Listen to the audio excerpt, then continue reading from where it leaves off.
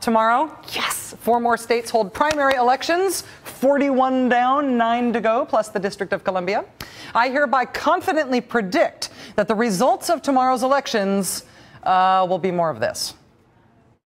It looks like Meek is pulling it out, but anything can happen in an anti-incumbent mood of an election. And it's an anti-incumbent year, so for Washington, it's not so popular to be seen with the ultimate insider in some ways. There's been a lot of talk, of course, over the past few months, this strong anti-incumbent feeling in many areas of the country.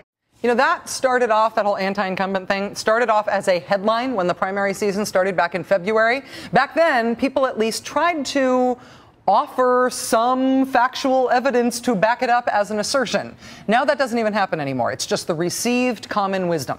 It's the politics story that wants to be told. And no matter how much the facts, actual election results contradict that story, the story remains.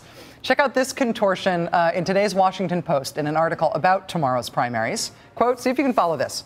The contests offer more evidence that establishment candidates can prosper in this year of the outsider. Translation, we're still calling it the year of the outsider, no matter how many outsiders lose. No matter how many insiders win. We like this story too much to change the headline.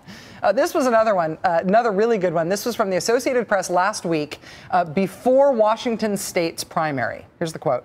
Fighting off anti-incumbent fervor, President Obama is rallying Tuesday for Senator Patty Murray of Washington. And then after Senator Murray won that primary, there was this from the Seattle Times. Quote, the primary results in both the Senate and congressional races showed few signs of the sweeping anti-incumbent sentiment seen in some other states. It's sweeping, but you know how a corn broom has little lines, little spaces in between the individual? It's sweeping. It just missed some spots. We know the story must be true because everybody keeps saying it is, even though the evidence we are directly reporting directly contradicts the story. But stick with the story. Why? What if there isn't a huge anti-incumbent wave evident in this year's elections?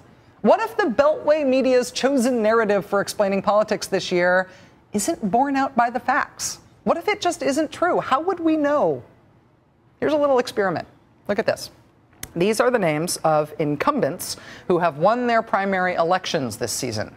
By our count, there are 317 of them. You know what? I don't think we're going to have time to go through all of these. Rob, do you mind if we just switch to the other one? The one of the incumbents who didn't win their primaries? Can we switch over to that one?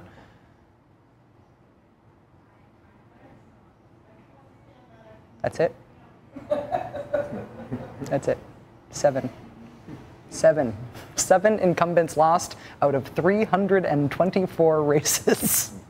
1 governor, 2 senators, 4 members of Congress. The latest congressperson to lose her seat in a primary was Carolyn Cheeks Kilpatrick, mother of Kwame Kilpatrick, as in the Detroit mayor who is now serving 18 months to 5 years in prison for violating probation on a previous conviction. Here's how the Associated Press's political writer described her downfall.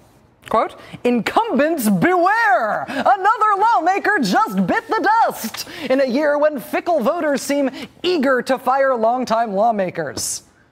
Yeah, voters sure have been eager to get rid of 7 of them out of 324, including Kwame Kilpatrick's mom, who's supposed to be representative of what every other lawmaker in the country is going through this year because they're all Kwame's mom too?